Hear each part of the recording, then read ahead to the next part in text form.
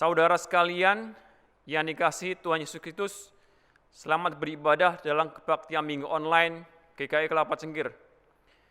Warta lisan yang perlu diperhatikan sebagai berikut.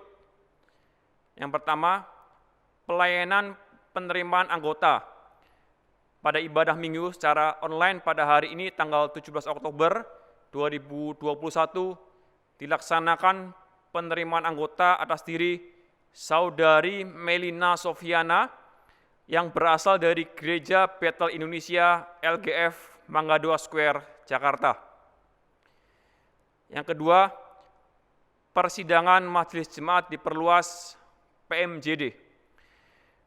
PMJD GKI Kelapa Cengkir diadakan pada hari ini 17 Oktober 2021 mulai pukul 2 siang secara online atau daring.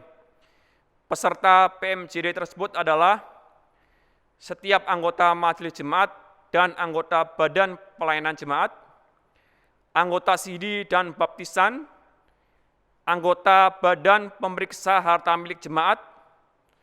Para peserta bisa meminta bahan PMJD ke Sekretariat Majelis Jemaat. Mohon dukungan dan partisipasi anggota jemaat demi peningkatan pelayanan jemaat GKI Kelapa Cengkir. Yang ketiga, pemahaman Alkitab online. Pemahaman Alkitab online melalui aplikasi Zoom setiap hari Selasa pukul 8 malam pada bulan Oktober 2021 akan membahas tentang iman Kristen dan budaya. Mohon keikutsertaan jemaat sekalian. Demikian warta lisan yang dapat kami sampaikan. Kami sangat mengharapkan saudara sekalian dapat turut serta di dalam kegiatan yang dapat dibaca pada warta jemaat.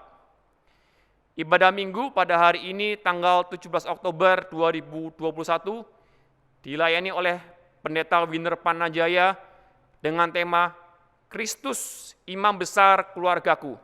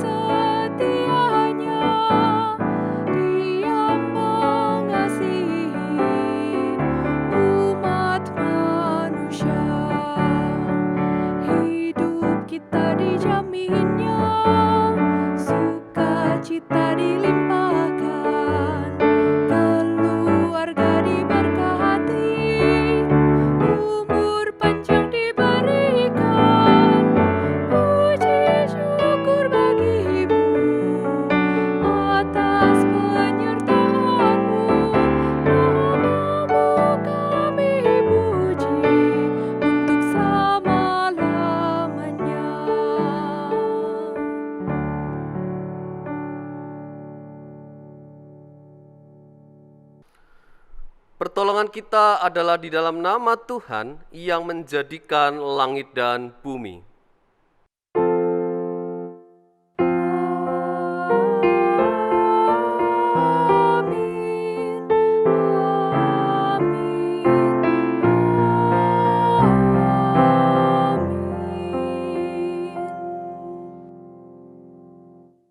Kasih karunia dan damai sejahtera dari Allah Bapa kita dan dari Tuhan Yesus Kristus menyertai saudara sekalian.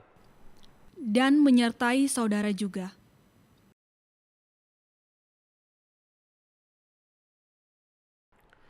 Shalom saudaraku, bagaimana kabar Anda? Saat ini kita masuki di minggu yang ketiga di bulan Oktober dengan tema Kristus Imam Besar Keluargaku. Sejauh apa kita menjadi contoh juga di dalam keluarga? Apakah nilai-nilai kekristenan, nilai-nilai Kristus juga dirasakan di tengah-tengah keluarga kita? Nas pembuka Ibrani pasal yang kelima, ayat yang kelima hingga yang ketujuh. Demikian pula Kristus tidak memuliakan dirinya sendiri dengan menjadi imam besar, tetapi dimuliakan oleh Dia yang beriman kepadanya. Anakku, engkau telah kuperanakan pada hari ini. Sebagaimana firman-Nya dalam suatu nas lain, engkau adalah imam untuk selama-lamanya menurut peraturan Melkisedek. Dalam hidupnya sebagai manusia, ia telah mempersembahkan doa dan permohonan dengan ratap tangis dan keluhan kepada Dia yang sanggup menyelamatkannya dari maut, dan karena kesalehannya ia telah didengarkan. Mari saat ini kita merendahkan diri di hadapan Tuhan, mengakui dosa-dosa kita. Mari kita berdoa. Ya Tuhan, terkadang tutur kata, perbuatan, sikap kami tidak mencerminkan akan Kristus. Kami melakukan kesalahan, kami melukai anggota keluarga kami, dan menimbulkan luka yang mungkin hingga saat ini belum dapat terobati. Kami mau mengakui setiap tindakan kami. Mari kita akui setiap luka yang kita timbulkan karena perbuatan dan tutur kata kita. Mari kita akui di hadapan Tuhan.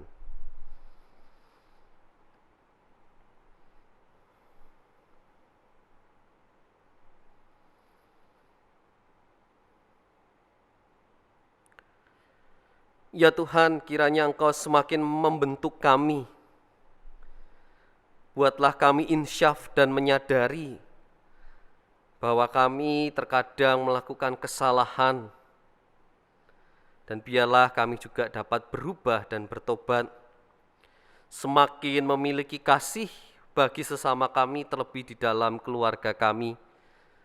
Dan kiranya melalui perbuatan dan tutur kata kami, orang-orang di sekitar kami dapat semakin mengenal Engkau. Bimbinglah kami ya Roh Kudus saat ini dan dengarkanlah pengakuan kami ini. Di dalam nama Tuhan Yesus Kristus kami berdoa. Amin.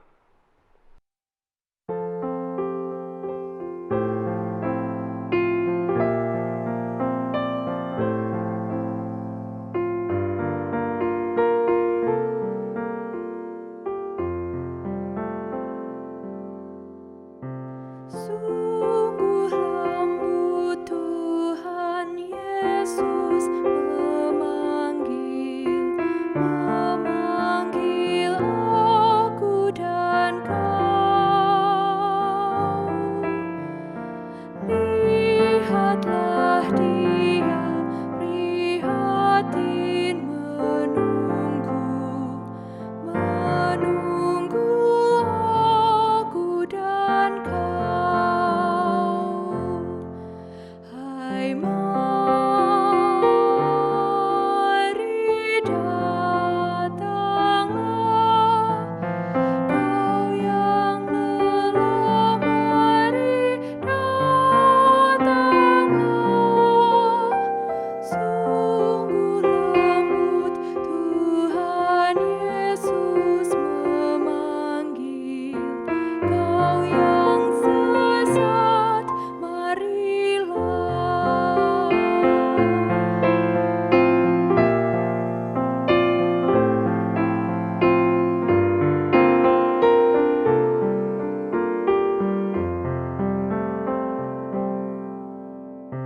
Yesus berjanji memberikan kasih-Nya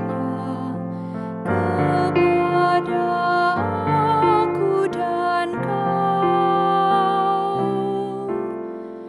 Ia mengampuni orang berdosa seperti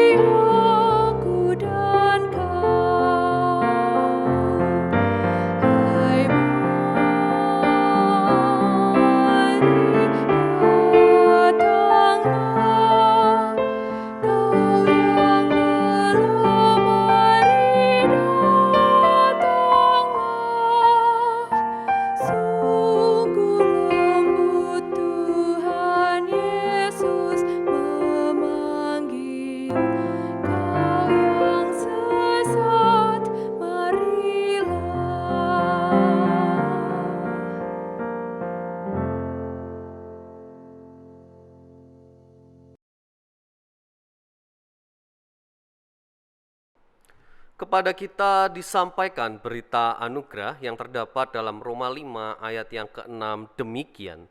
Karena waktu kita masih lemah, Kristus telah mati untuk kita orang-orang durhaka pada waktu yang ditentukan oleh Allah. Demikianlah berita anugerah dari Tuhan. Syukur kepada Allah.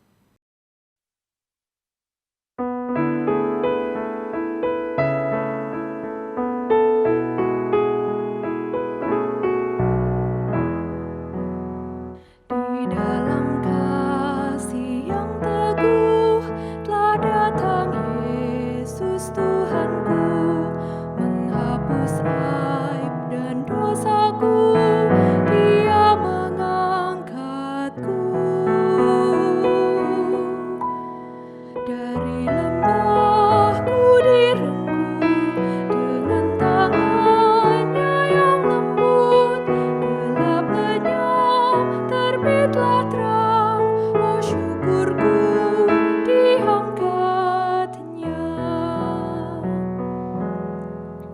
Suaranya telah ku dengar memanggil aku yang cemar, meskipun dosaku besar, Dia mengangkatku. Dari lembahku direngkuh dengan tangannya yang lembut, gelap lenyap terbitlah terang, oh syukurku diangkatnya.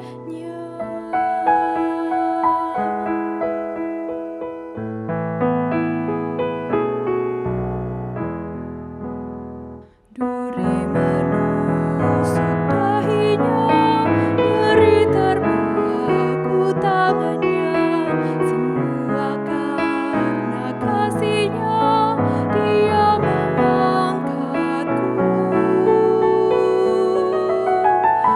Dari lembahku direngkuh dengan tangannya yang lembut, gelap lenyap terbitlah terang, oh syukurku diangkatnya.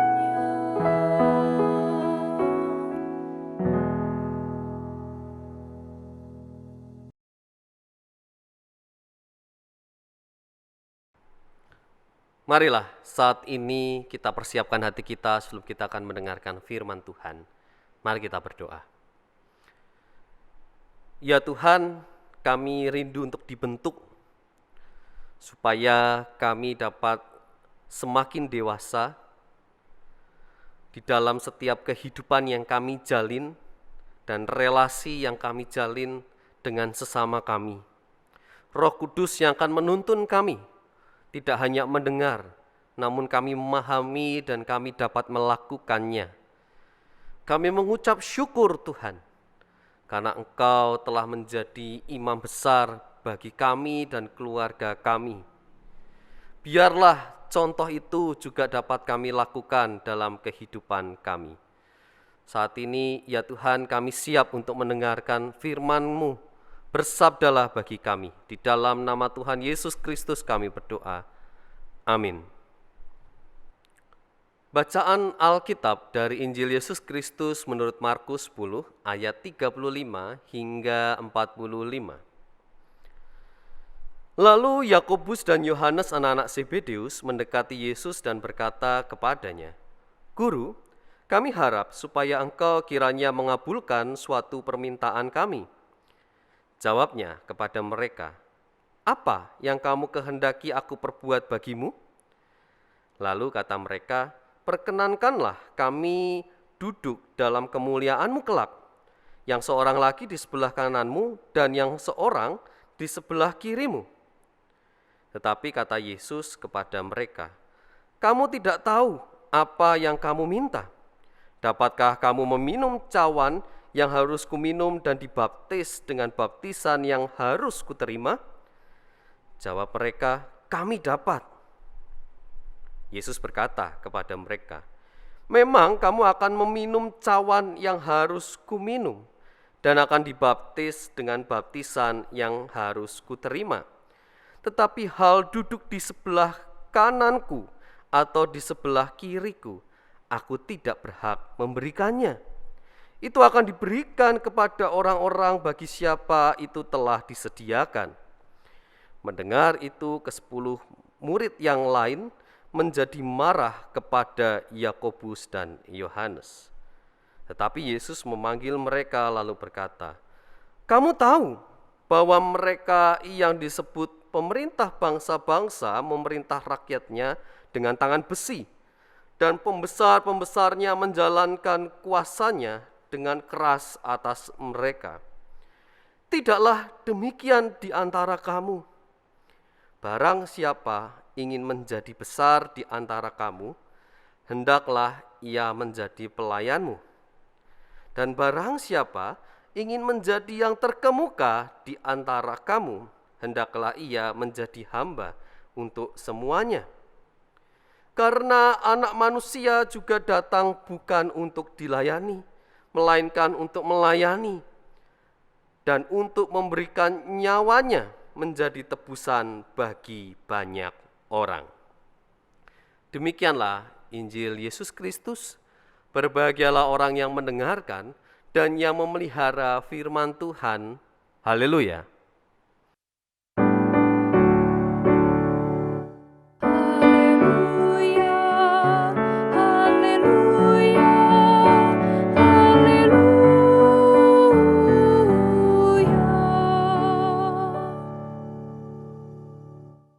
Saudaraku yang terkasih di dalam Tuhan, hidup kita di zaman sekarang sudah sangat dipermudah karena ada perantara-perantara digital di sekitar kita.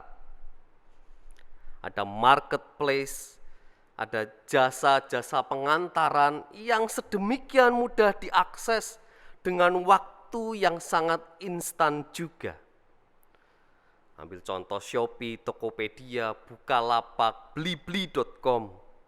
Menjadi perantara antara pembeli dengan penjual. Kita dapat memilih dengan mudah sekali. Dan bahkan langsung disediakan jasa pengantaran barang yang ada.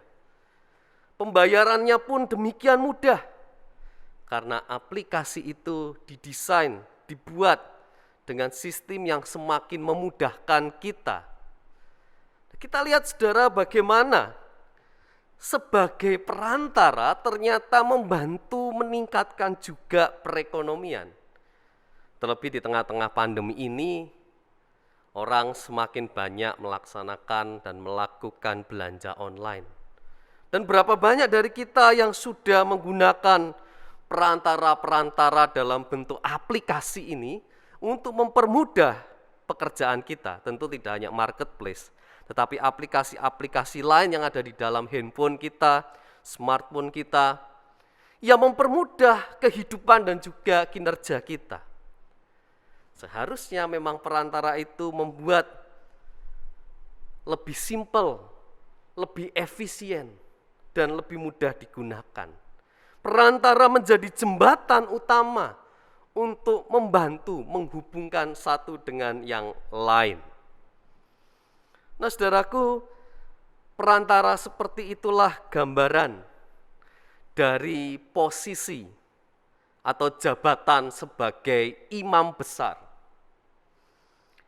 Kalau kita membacanya di kitab Perjanjian Lama, kita akan melihat bagaimana peran imam besar.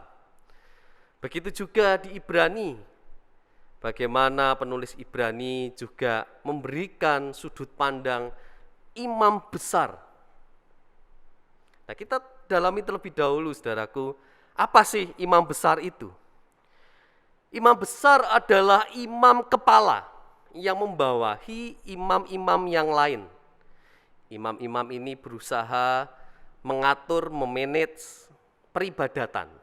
Nah, tapi imam besar adalah kepala dari imam-imam yang ada. Fungsi utama dari imam besar adalah menjadi perantara antara umat dengan Allah.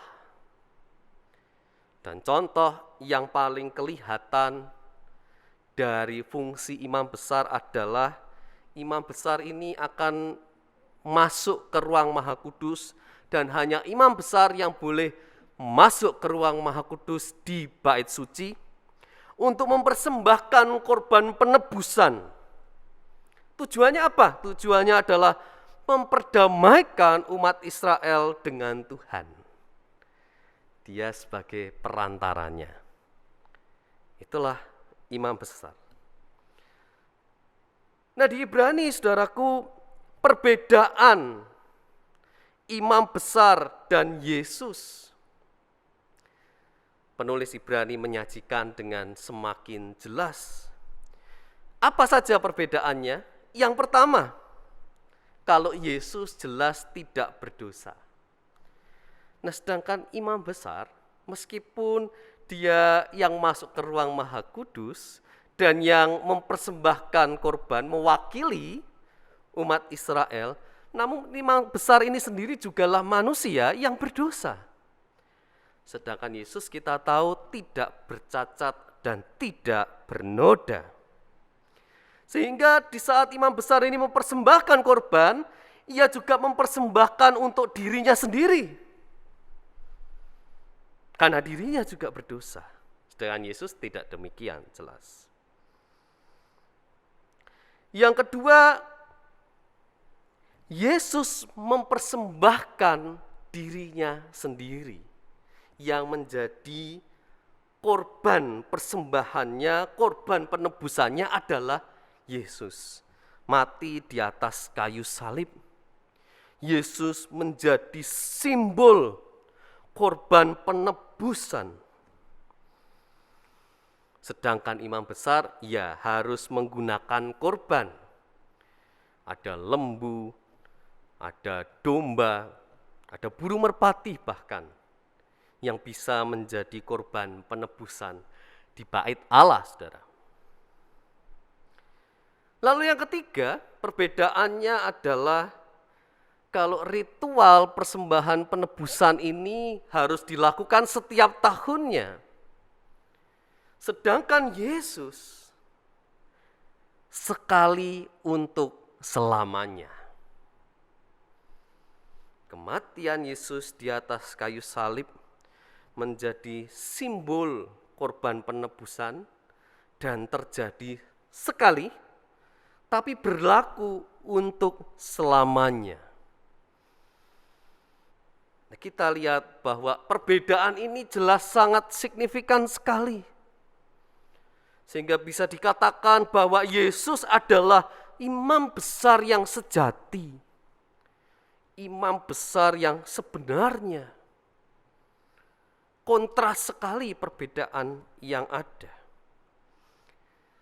Nah, di sini menarik, saudara, karena penulis Ibrani coba menjembatani sebetulnya, karena surat Ibrani, ya, tapi bentuknya tidak seperti surat biasanya yang ditulis oleh Rasul Paulus.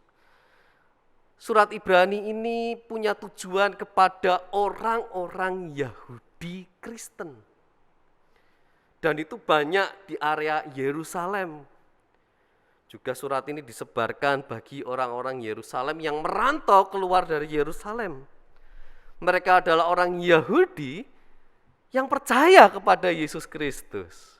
Ini menarik karena terkadang kita menganggap bahwa semua orang Yahudi tidak percaya kepada Yesus, tidak juga. Ada orang-orang Yahudi yang juga percaya kepada Yesus Kristus dan menjadi orang Kristen. Dan apa yang ditulis oleh Ibrani dengan membandingkan antara imam besar yang biasa dengan Yesus sebagai imam besar, ini akan mempermudah membentuk pola pikir dan pemahaman iman mereka mengenai siapa Yesus sebenarnya. Sehingga bisa dikatakan surat Ibrani ini menjembatani umat Yahudi Kristen untuk lebih mengenal siapa Yesus Kristus sebenarnya. Dan saya rasa, saudaraku, ini juga berlaku bagi kita. Konsep yang ditulis di surat Ibrani ini juga berlaku bagi orang Kristen zaman sekarang. sehingga kita juga lebih memahami siapa Yesus benarnya dan peran di dalam hidup kita. Maka secara teologis, Yesus juga sudah menjadi perantara antara kita dengan Allah. Sehingga tidak ada lagi batas antara kita dengan Allah. Yesus yang telah mati di atas kayu salib menghancurkan semua tembok-tembok pemisah dan jarak yang ada, membuat kita lebih efisien untuk berelasi dengan Allah tanpa ada lagi hambatan. Allah dapat dijumpai kapan saja dan di mana saja. Semudah kita membuka handphone kita dan mengakses aplikasi-aplikasi marketplace yang ada. Semudah itu juga kita berelasi dengan Allah. Bahkan dimanapun, kapan saja kita dapat datang kepada Allah di dalam doa kita. Ini kan lebih mudah ya saudara. Enggak perlu dicas doa kita ini. Apapun gesturnya bahkan di dalam doa kita tinggal mengucapkannya. Bahkan mungkin enggak bersuara tapi di dalam hati kita pun Allah tahu relasi itu tetap bisa terjalin. Bukankah sungguh amat canggih teknologi yang sudah diberikan Allah kepada kita manusia untuk berelasi dengannya. Tanpa ada batasan, tanpa perlu bahkan media apapun sebenarnya. Meski ada orang-orang yang berdoa, gaya spiritualitasnya menggunakan media, ya enggak apa-apa. Tapi enggak pakai pun tetap bisa kita berelasi dengan Tuhan. Enggak ada batasnya, enggak ada ketentuan tempatnya harus di mana. Tidak ada waktu yang harus ditentukan kapan. Enggak harus selalu hari Minggu pagi, siang atau sore, di hari lain kapan saja. Kita bisa datang kepada Tuhan tanpa batas.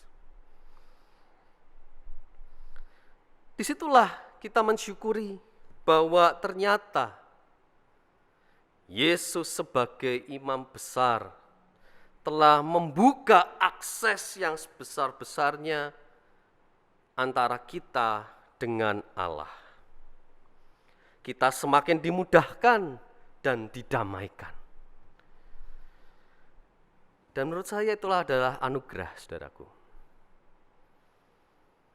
Kita tidak bisa membelinya, kita diberikan secara cuma-cuma, mendapatkan akses yang sungguh-sungguh terbuka untuk berelasi bersama dengan Allah. Pertanyaannya, apakah lantas kita sudah merespon dan menghidupinya? Setelah anugerah itu diberikan, apakah kita diam saja atau kita mengucap syukur? Dan apakah kita juga menghidupi setiap contoh firman yang Yesus sudah ajarkan kepada kita sebagai bentuk relasi kita dengan Allah? Atau kita diam saja bahkan melakukan hal yang sebaliknya, kita masih ada di dalam lubang dosa kita? Maka saudaraku, saat ini kita pun dipakai oleh Kristus untuk menjadi perantara. Diri kita, siapapun diri kita, dan di keluarga manapun, di komunitas manapun kita ditempatkan, Yesus juga memanggil kita untuk menjadi perantara. Perantara untuk apa, Pak? Untuk memperkenalkan siapa Yesus Kristus yang sebenarnya. Di dalam keluarga, mungkin kita menjadi orang tua. Kita dipakai oleh Kristus untuk mengedukasi, mendidik iman Kristen anak-anak kita. Dalam tumbuh kembangnya kita memberikan contoh bagaimana berdoa. Kita memperkenalkan siapa Yesus. Di sekolah minggu kita mendengar kisah-kisah di dalam Alkitab, firman Tuhan. yang berjalannya waktu membentuk kepribadian mereka. Tapi kita juga tidak boleh lupa bahwa perilaku tutur kata kita juga diperhatikan oleh anak kita. Apakah yang kita contohkan dan teladankan kepada anak kita sudah sesuai dengan firman Tuhan? Begitu juga sebaliknya kita menjadi anak. Banyak kesaksian-kesaksian bagaimana orang tua akhirnya bertobat juga mengenal Kristus dan mau dibaptis, mau mengimani secara pribadi dan mandiri. Banyak juga anak-anak yang meminta didoakan, Pak doakan papa saya, doakan mama saya supaya mengenal Kristus, Pak. Mungkin dulu dengan agamanya yang lain atau aliran yang lain. Tapi karena menjadi anak dan sekaligus menjadi anak-anak Allah, memberikan contoh dalam kehidupan, orang tua pun akhirnya tersentuh dan mau mengenal Kristus. Banyak saudaraku, kisah ini sudah terjadi dalam kehidupan kita. Begitu juga di luar keluarga kita ada di tempat kerja, tetangga rumah kita, komunitas-komunitas kita yang lain, yang melihat kehidupan kita, tutur kata kita, perbuatan, sikap kita, yang akhirnya mendapatkan sentuhan dari Kristus, dan tergerak hatinya untuk mengenal lebih dalam siapa Tuhan yang kita imani. Disitulah kita sudah menjadi perantara, saudaraku. Yesus hadir di dalam kehidupan kita juga. Dan kita menjadi perantara yang baik bagi Yesus Kristus.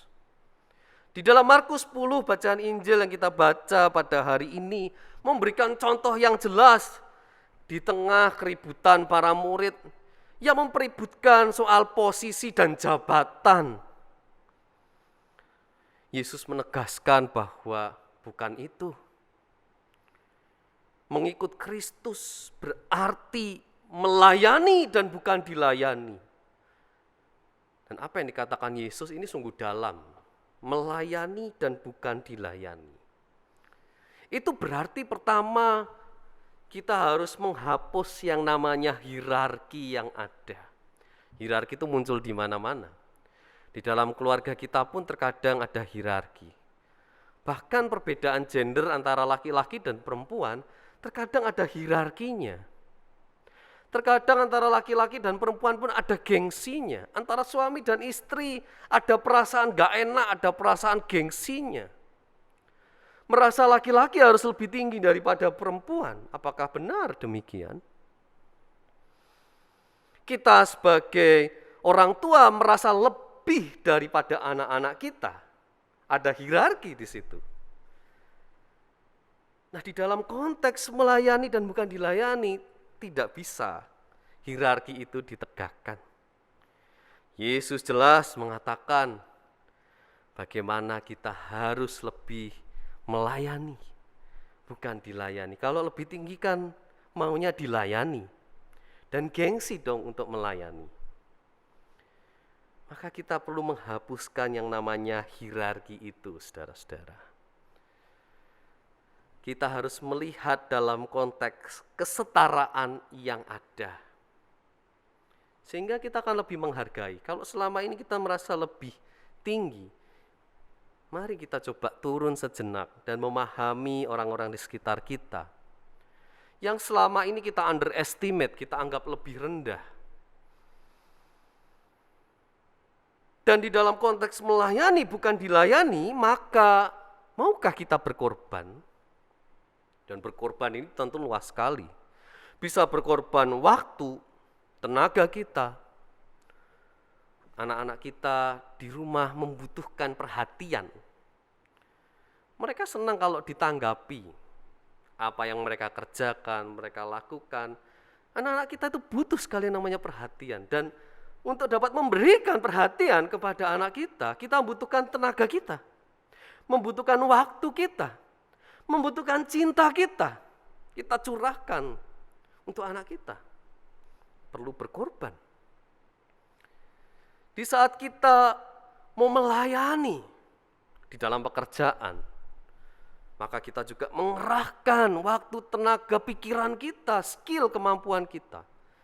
Kita curahkan di situ untuk memberikan dukungan, support, dan melayani sesama kita.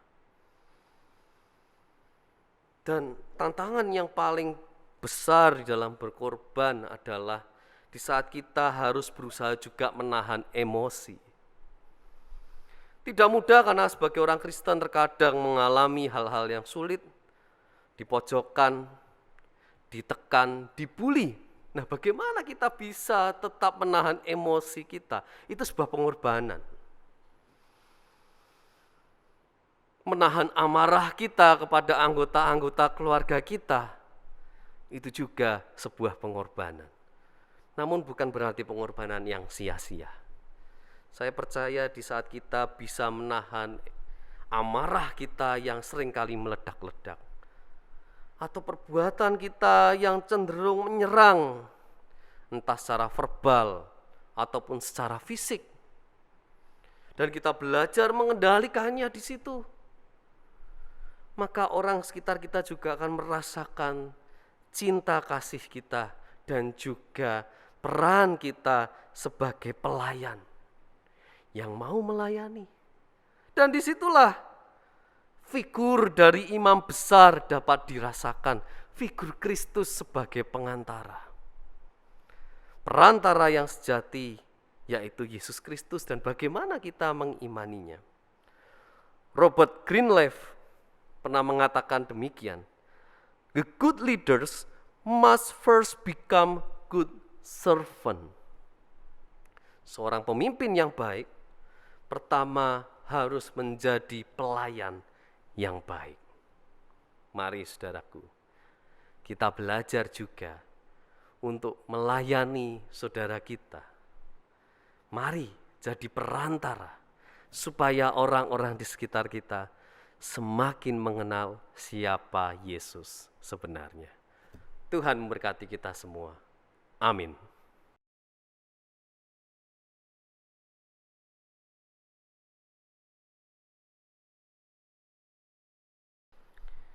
Kini akan dilayankan penerimaan anggota bagi saudara yang memohon menjadi anggota GKI.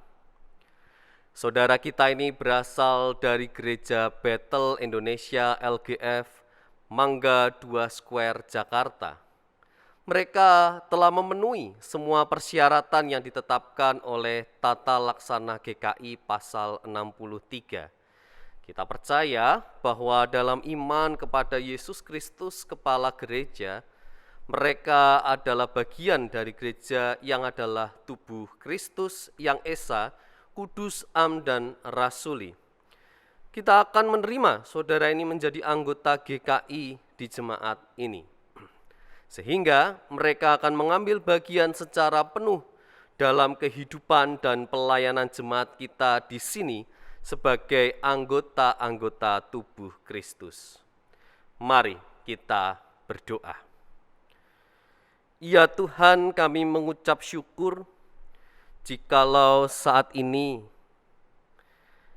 Melina Sofiana telah menjadi bagian dari GKI Kelapa Cengkir.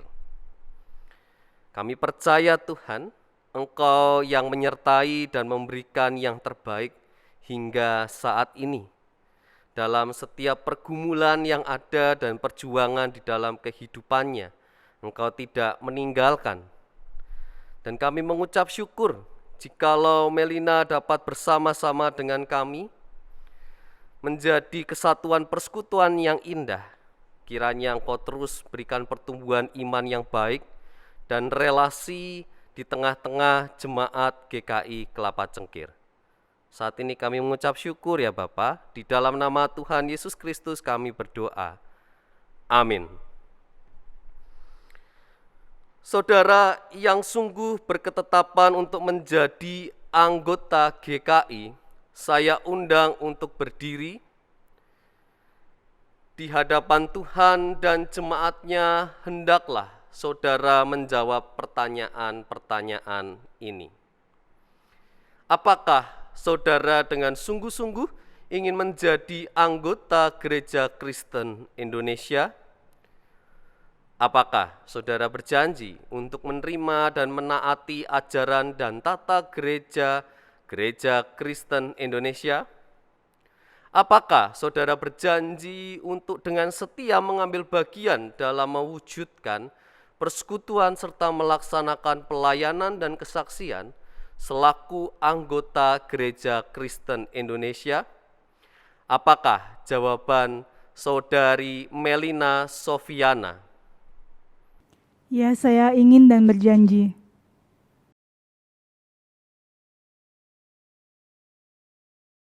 Jemaat Tuhan, mari kita mengikrarkan iman kita bersama-sama dengan calon anggota CD baru ini dengan mengucapkan pengakuan iman rasuli.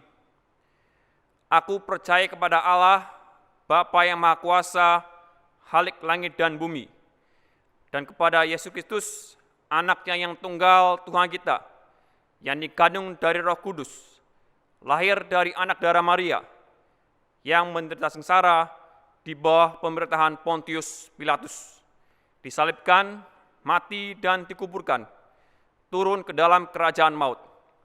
Pada hari yang ketiga, bangkit pula dari antara orang mati, naik ke surga, duduk di sebelah kanan Allah, Bapa yang Maha Kuasa, dan dari sana ia akan datang untuk menghakimi orang hidup dan yang mati. Aku percaya kepada Roh Kudus, gereja yang kudus dan am, persekutuan orang kudus, pengampunan dosa, kebangkitan orang mati, dan hidup yang kekal. Amin.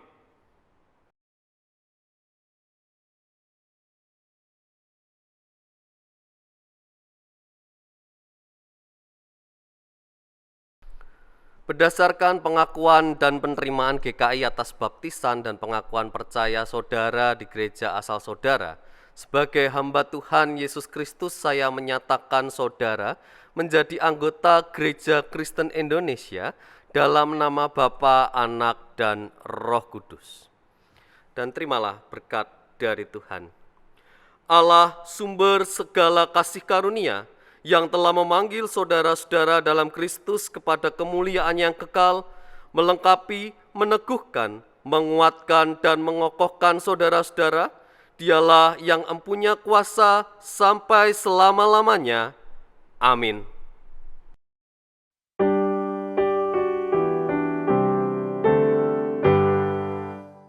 Pujilah Khalik semesta, sumber segala kurnia, surga dan bumi puji terus, Sang Bapa, Putra, Roh Kudus. Amin.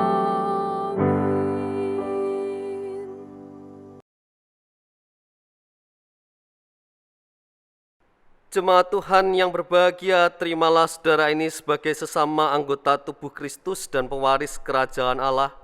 Dengan penuh kasih sayang, saling merawatlah, saling memeliharalah, dan saling menegurlah, supaya dalam kesatuan jemaat, karya Allah nampak nyata.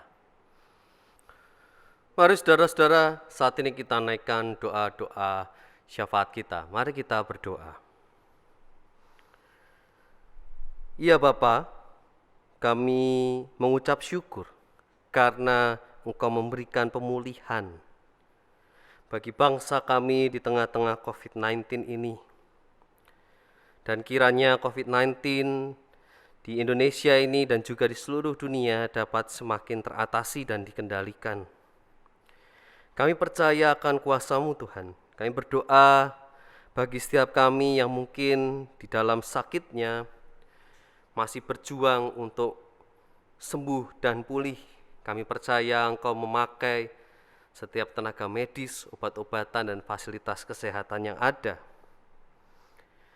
Untuk Ibu Ningsih, untuk Ibu Eliawati Agus, untuk Ibu Surjani, ibunda dari Bapak Effendi Syamsuddin dan Ibu mertua dari Ibu Trianasari Martono, Bapak Matius Raharjo, Bapak Yusuf Hartanto, ayahanda dari Penatua Nathan Novantilova Hartanto, dan Ibu Haryani Triman.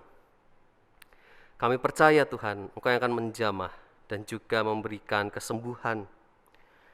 Kami juga berdoa bagi gereja-gereja di tengah-tengah COVID-19 ini, dalam perjuangan dan pergumulannya Tuhan, kami percaya Engkau tidak meninggalkan.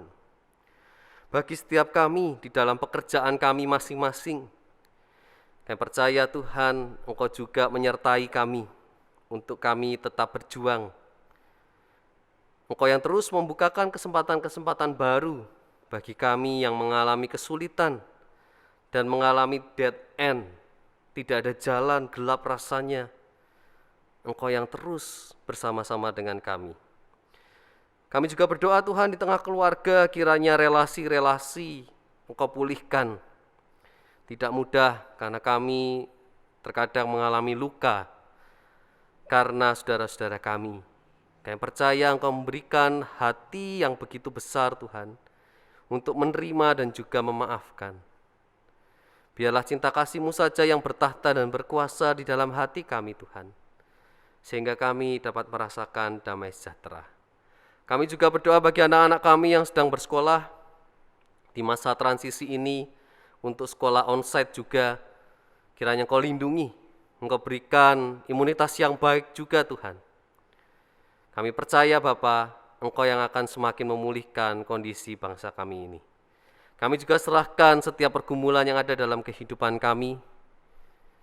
Engkau Allah yang hidup bagi kami, sehingga saat ini kami percaya Tuhan, Engkau akan memberikan jawaban yang terbaik juga di dalam setiap permasalahan dan pergumulan kami.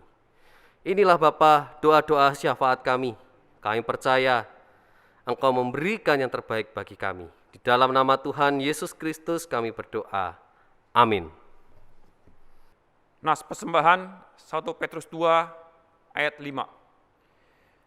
Dan biarlah kamu juga dipergunakan sebagai batu hidup untuk pembangunan suatu rumah rohani bagi suatu imamat kudus, untuk mempersembahkan persembahan rohani yang karena Yesus Kristus berkenan kepada Allah.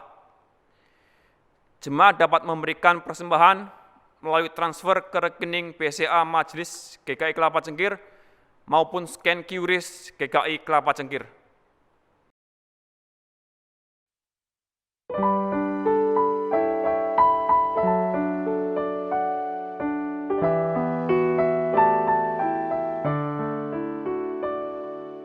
Bagi Yesus ku serahkan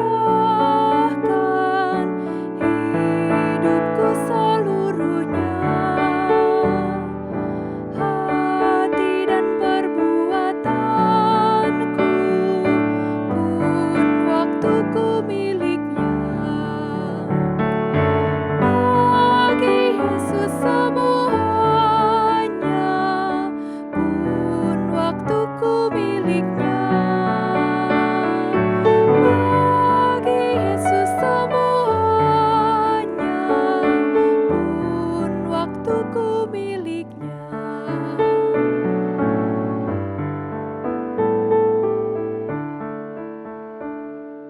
Tanganku kerja baginya, kakiku mengikutnya,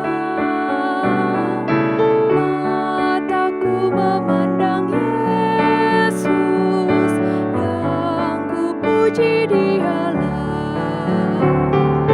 Bagi Yesus semuanya yang ku puji Dialah. Bagi Yesus semuanya yang ku puji Dialah.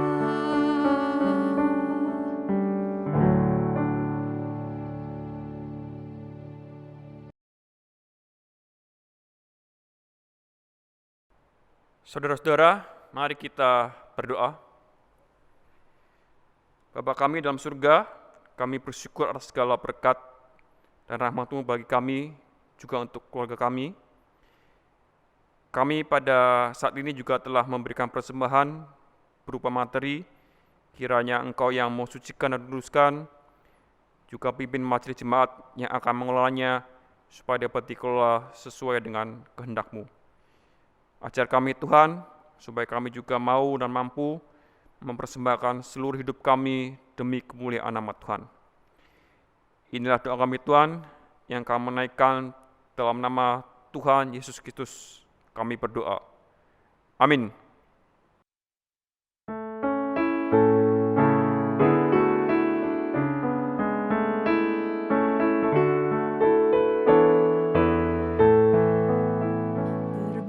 Berbahagia tiap rumah tangga di mana kaulah tamu yang tetap dan merasakan tiap sukacita. Tanpa Tuhannya tiadalah lengkap, di mana hati girang menyambutmu dan memandangmu dengan berseri. Tiap anggota menanti sabdamu dan taat akan firman yang kau beri.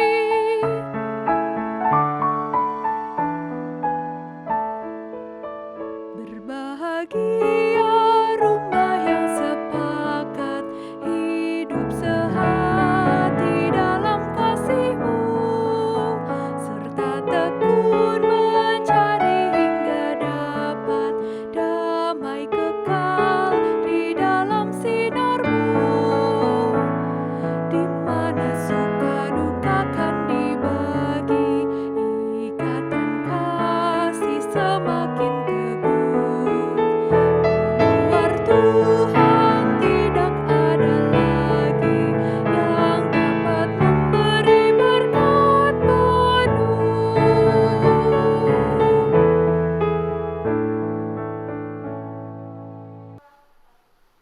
Saat ini saudaraku, arahkanlah hatimu kepada Tuhan. Kami mengarahkan hati kami kepada Tuhan. Jadilah saksi Kristus. Syukur kepada Allah, Terpujilah Tuhan, kini dan selamanya. dan terimalah berkat dari Tuhan. Tuhan memberkati engkau dan melindungi engkau. Tuhan menyinari engkau dengan wajah-Nya dan memberi engkau kasih karunia. Tuhan menghadapkan wajah-Nya kepadamu dan memberi engkau damai sejahtera.